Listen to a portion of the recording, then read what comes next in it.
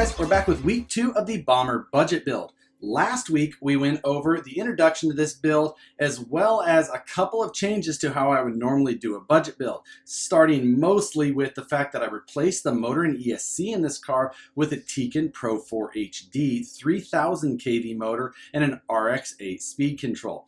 We also, as actually part of the budget build, installed a rear sway bar. Now, for the details on why that motor and everything got changed, go back and watch the first video on this series and it'll get you all caught up. Now, last week, after installing that Pro 4 HD and getting the sway bar in there, I decided to take this thing to Auburn Performance Raceway, where they had their second race in their series of U4RC racing.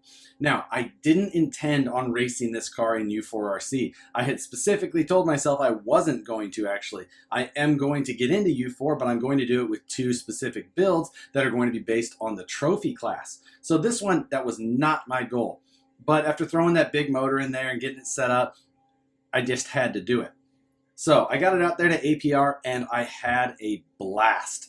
This thing did great. I did plan on one repair. I knew that that plastic servo horn in this car was not going to hold up. So I went out there with the intention that if I broke a servo horn, I would replace it, but that is it. So the car made it through practice great. Got into the first heat and, as expected, stripped out that plastic servo horn, took me out of the heat. No big deal, it's pretty much what I expected, and I wasn't exactly leading the pack. So I got the servo horn replaced, and while I was at it, I noticed that the links in this car were not super happy. The lower links were really bowed out, and the upper link had a good kink in it in the front. The rear links all were holding up just fine.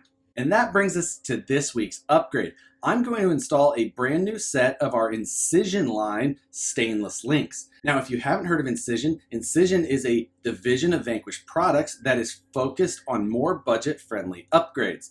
These links are made out of 1/4-inch diameter stainless steel, rather than the 3/16 titanium links sold under the Vanquish brand. Now, along with the strength upgrade that titanium has over stainless, it is also much lighter. These stainless links are about 3 times the weight of the titanium counterpart, partly due to the increased diameter, but also in part just to the density difference of stainless versus titanium. So we're going to install these stainless links in this car. It is going to be a little bit heavier than the titanium upgrade, as we mentioned, but it will give you weight down low where you still want it. So for this build, it should do just fine. Now, this link kit from Incision is an 8-piece link kit. It includes front, upper, and lower links, a drag link and tie rod for your steering, and rear upper links. What it does not include is your rear trailing arms. Those are going to remain the factory plastic ones at this point. One other thing to mention that is very important is that front steering link. Those front plastic links are flexible. And what that kind of does, what that really does, is act as a servo saver. So throwing a solid drag link and tie rod in this car is going to put a lot of stress on that servo. Be prepared to blow up the gears in that servo if you change out the steering links. If you're not ready to change out the servo or repair gear sets, keep that plastic front linkage on there. That's the best advice I can give you if you're not ready to spend the money yet. Now, replacing a set of links, not that hard, but let's run through it to give you some of the details of how you're supposed to put these links together as far as orientation of where they go and how the rod ends go on these things. Start by threading on the included Traxxas rod ends onto the 1/4-inch stainless links. Next, you'll need to install the pivot ball into the rod end.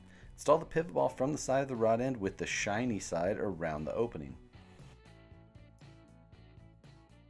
With the rod ends installed, check the orientation of the links. There's 2 bent links in the Bomber kit. The longer version is for the rear upper links, and the shorter single bent link is for the front upper links.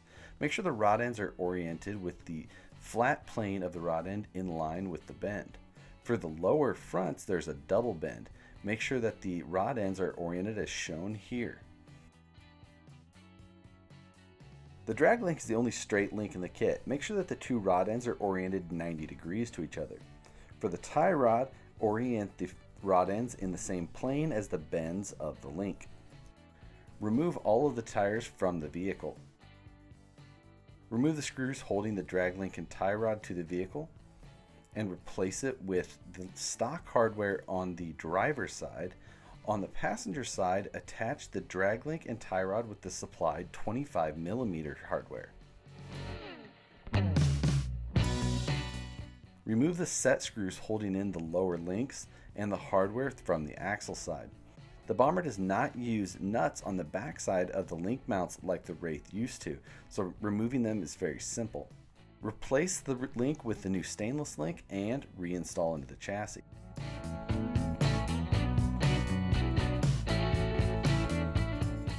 To remove the upper links, you'll need to remove all 6 of the skid plate bolts and raise the skid up. From here, you can remove the 4 screws holding the upper links in place. For the upper links, make sure that the bend is closest to the chassis side. This pertains to both the front and rear links. At that point, the installation of your kit should be complete.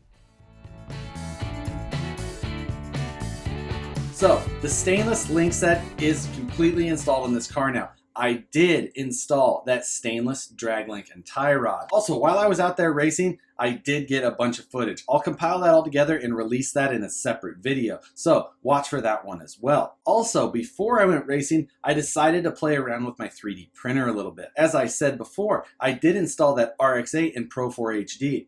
Now, with an ESC like that and a big motor, racing especially, I do know that heat can build up. I was a little bit concerned about that. Axial's under the hood battery system works really well. I installed the ESC on top of the receiver box, which sits directly behind it. But this is my 4000 milliamp 3S LiPo. This is from MaxAmps. When I drop this down in there, what it does is almost completely block off the airflow to the ESC through the front of the car. To resolve that, what I decided to do was build a little air intake. Now, this air intake, really, it was just for fun. Maybe it will help temps. I'm not sure. I'm not sure that it needed any airflow beyond what it can already get, but 3D printing is just kind of fun. I whipped up a design quick and decided that what I was going to do is place it right on top of the dash where that vent was in the stock interior. The intake design I came up with is pretty simple. It's 2 pieces that basically sandwich the dash in between them. It bolts together with 9 small screws. I used 164 screws because they're the screws that come in our bead locks of our Vanquish method wheels or KMC wheels. And I've got a lot of those around. 2mm will also work if you need to pick some up or you don't have any screws around, and that's the easiest thing for you to find. Now, I don't plan on printing these for other people for sale, but what I did do is I did host the files for the pieces of this intake on Thingiverse. I will include those links below. You can either print them yourself, find a friend that'll print them, find somebody on Facebook that'll print them, or send them to something like Shapeways and have them printed yourself. I also filmed the installation of that, and we'll run through that really quickly just to show you what we did and how it was accomplished.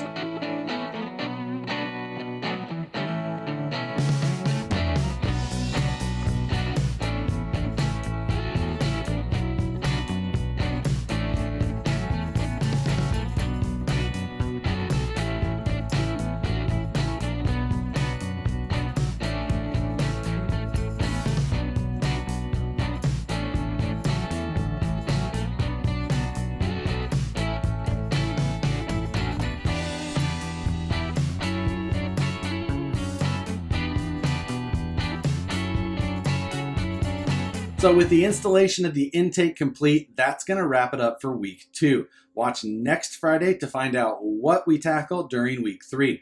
Thanks for watching, guys, and we'll see you on the next one. Again, go check out ckrchobbies.com. Great people up there with a great website. Go see if there's anything up there that you guys can find for your Axial bomber.